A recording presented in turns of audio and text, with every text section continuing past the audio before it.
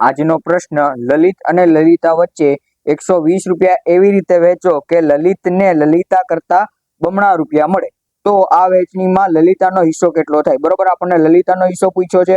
હવે આ દાખલો બે રીતે આપણે કરી શકીએ. બરોબર, પહેલા તો આપણને શું કીધું? લલિતને કોના કરતા? લલિતા કરતા બમણા જોઈએ. કોના? લલિતા કરતા બમણા. તો આપણે શું કરશું? તો કે ભાઈ ધારો કે લલિતા બરાબર x. બરોબર, તો લલિત બરાબર શું થશે? તો કે ભાઈ લલિત બરાબર 2x થાય. બરોબર, હવે આપણે એનો સરવાળો કેટલો કીધો છે?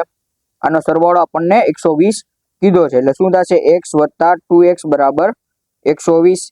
બરોબર, શું થશે? તો કે ભાઈ 3x બરાબર 120 અને x બરાબર અહીંયા ગુણાકારમાં સંબંધમાં છે, સામે જશે તો ભાગાકારમાં જશે. બરોબર, 3 ચોક 12 એટલે 40 આવશે. એટલે x બરાબર કેટલા આવશે? 40. હવે x બરાબર આપણે કોણ આવી? લલિતા આવી. બરોબર, તો અહીંયા આપણે લલિતાનો હિસ્સો પૂછ્યો છે, તો અહીંયા આપણો ઓપ્શનનો જવાબ C સાચો પડશે. બરોબર, હવે આ છેલ્લી રીતે દાખલો પણ થઈ શકે. કેવી રીતના? તો કે ભાઈ આપણને શું કીધું? લલિતા કરતા 2 ગણું. બરોબર, બમણું કીધું છે. એટલે એક વ્યક્તિને કેટલું મળશે? બમણું મળશે. તો એક વ્યક્તિને કેવું? તો કે ભાઈ એનાથી અડધું મળશે. બરોબર, એટલે કે જેટલું આપણું હોય છે એનું એટલું જ મળશે, અથવા તો 1 ગણું મળે, આપણે એમ પણ કહી શકીએ. બરોબર, તો ત્રણેયનો ટોટલ કેટલો થશે? તો કે ભાઈ 2 ગણું અને 1 ગણું એટલે 3 ગણું થાય. બરોબર, હવે 3 ગણા બરાબર રૂપિયા કેટલા છે? તો કે ભાઈ 3 ગણા બરાબર રૂપિયા કેટલા છે? તો કે ભાઈ 3 બરાબર 120 રૂપિયા છે. તો 1 બરાબર 1 ગણા બરાબર કેટલા આવે? તો કે ભાઈ 1 ગણા બરાબર આપણને 40 આવે. હવે આપણને શું કીધું છે? તો કે ભાઈ લલિતને લલિતા કરતા બમણા રૂપિયા મળવા જોઈએ.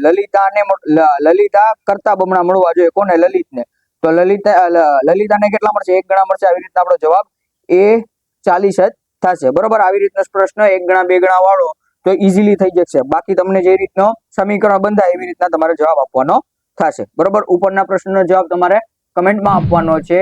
અને આવા જ પ્રશ્નો માટે ફોલો કરો ઇન્સ્ટા અને યુટ્યુબ પર. અને વિડીયો ગમ્યો હોય તો લાઈક કરી શેર કરવાનું ભૂલતા નહીં. જય હિન્દ, જય ગરવી ગુજરાત.